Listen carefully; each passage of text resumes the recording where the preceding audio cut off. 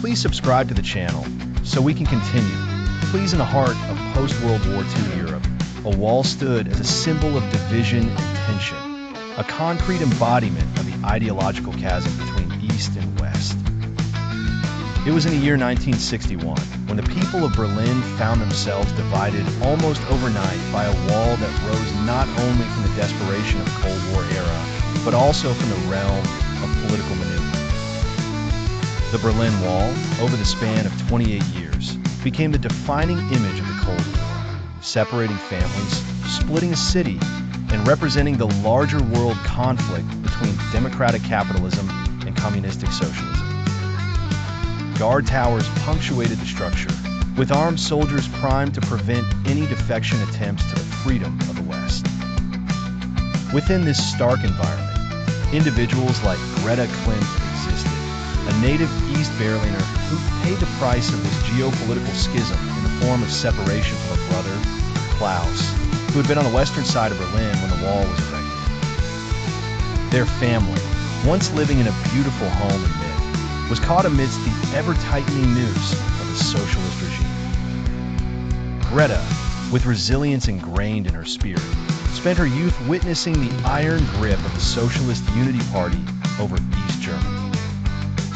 Her father, a schoolteacher, was cautious about voicing political opinions, knowing well the eyes and ears of the secret police. Their lives were dictated by rationing and controlled media, yet a longing for freedom never wavered in Greta's heart. Beneath the void of cold politics, the human yearning for connection and reunion brewed fiercely. East Berlin became a terrain of whispers, hushed conversations about relatives who had successfully navigated the treacherous perils of escaping west. Greta often gazed at the wall, dreaming of the day it would come down.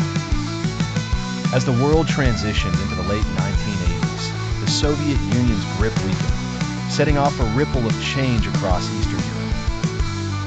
Mikhail Gorbachev's policies of glasnost and perestroika began loosening the iron cage.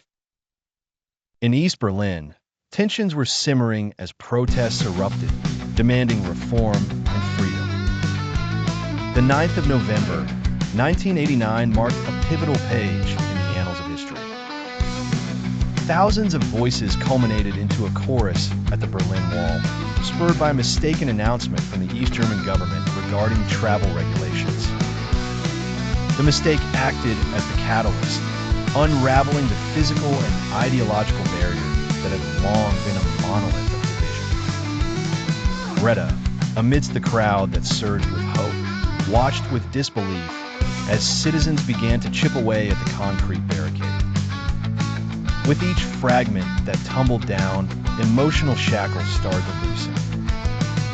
It was a night of tears, joy, and a reclaiming of unity as the entire world tuned in. On the other side, Klaus, now a journalist in West Berlin, documented the historic moment with tear-filled eyes as he awaited the embrace he had long been denied.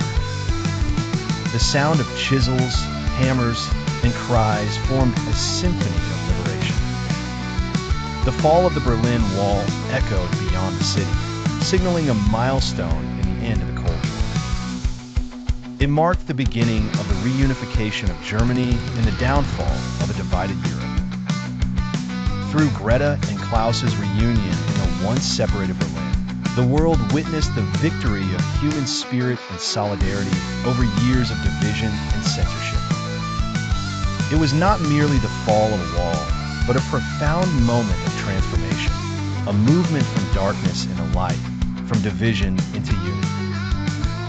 Their story encapsulated the hope of millions who yearned and fought for freedom, profoundly highlighting that even the most daunting walls could be dismantled. Thus, the fall of the Berlin Wall became more than a historical event. It was a resounding endorsement of the universal desire for freedom and the eventual triumph of human will over the harshest of barriers.